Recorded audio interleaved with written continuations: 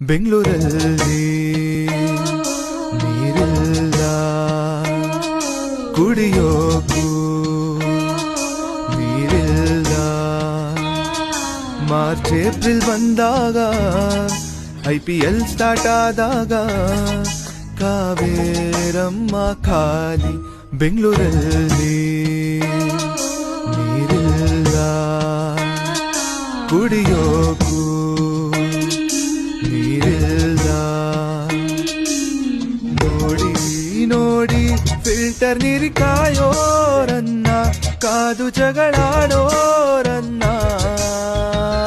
ಕೆರೆಗಳನ್ನು ಮುಚ್ಚೋದಲ್ಲ, ಬೋರ್ವೆಲ್ಗಳ ತೋಡೋದಲ್ಲ, ಮರಗಳನ್ನು ಕಡಿಯೋದಲ್ಲ, ಫ್ಲಾಟ್ಗಳನ್ನು ಕಟ್ಟೋದಲ್ಲ. ತೊಳೆಯೋದಕ್ಕೂ ಒಗೆಯೋದಕ್ಕೂ ಬರಗಾಲ.